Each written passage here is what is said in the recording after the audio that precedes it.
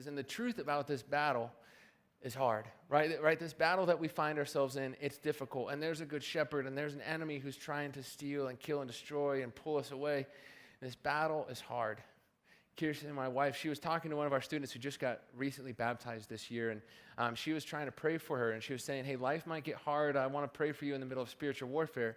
And she looked at her and she said, spiritual warfare, is that like witchcraft? And Kirsten was like, no, I understand kind of what you mean. It's a very real thing, and here's what it is. She kind of explained it. And I thought about my growing up experience and what I've always seen spiritual warfare as. And I have this crazy awesome picture of what spiritual warfare is in my head, where there are angels and demons that I can't see with like big old swords and battle axes, and they're waging this war right around me, and they're deflecting things that are going to come down on my head, and it's awesome. And I'm growing up with that, and I'm living in a fake world, right? I don't think there's anything real to that. That's what I've always seen spiritual warfare as, but it's so much more subtle, and it's so much more real and on the ground than that. Okay, a couple months ago, I got the opportunity to go to a boot camp, which is with one of our partners, Ransomed Heart. And up there, we learned some great things, and God really spoke to my heart in some great ways. I want to tell you about one of them a little bit later. But all this good stuff was swirling inside me. And they had asked us to turn our cell phones off, so I did that so that I could disconnect from the world and try to connect directly with God. And so my cell phone was off, and I'm pumped about the good stuff that's just happened on this trip, on this trip and everything. And I turn my phone back on, and I call my wife, Kirsten, and I can tell on the other end of the line, she hasn't slept all night. She's been tired. She's been scared. She's been crying. And what had happened was the night before, she came home from a women's ministry event, and on the way home, there was this guy who started tailing her.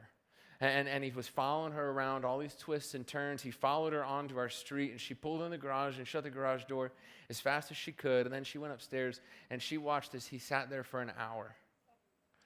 Right? And she had no idea who he was. He never got out. An hour later, he ended up driving away. But Kirsten was exposed to something that hurt her, and she tried to call me. My phone was off. She tried to call her dad, who is a volunteer police officer here in the city. His phone was off. She tried to call her brothers, and she didn't get anybody, right? And she's sitting in that. Our dog's freaking out because our dog can tell that my wife is freaking out, and it's just getting worse and worse and worse. And I come home to that, and all of the good stuff that God had for me on this retreat is gone. And I go into fight or flight mode. I got to take care of my wife and care for her heart. It is all gone. And that's exactly what the enemy wanted for me. And that's what spiritual warfare is. God has something good for us. He wants to speak to us through something, and something bad happens, something that we would just want to dismiss as this is just something that happened in the world. This is just a coincidence. But what happened was it got me away from all the good stuff that God had done in my heart. Do you see that? It's so much more subtle, and it's so much more real than we think that it is. I got to be honest with you. I didn't have this in first service because it was happening during first service. I was giving this message kind of about the battle and about spiritual warfare and about what that looks like.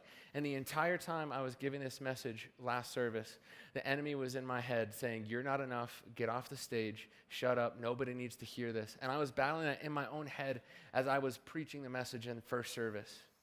Right? That's what it is. It's these voices, it's these subtle messages from the enemy trying to get us to feel like we have nothing of value to share or give. All the good stuff that we have is trying to steal that away. That's what spiritual warfare is, and that's what his plan has been. That's what his plan has been. See, the enemy isn't always trying to kill us quickly. He wants to kill us slowly, and if he can just make us ineffective, then he wins. If he can just take us out of the good stuff that the good shepherd has for us, he wins, and we become ineffective. And this has been his plan since day one.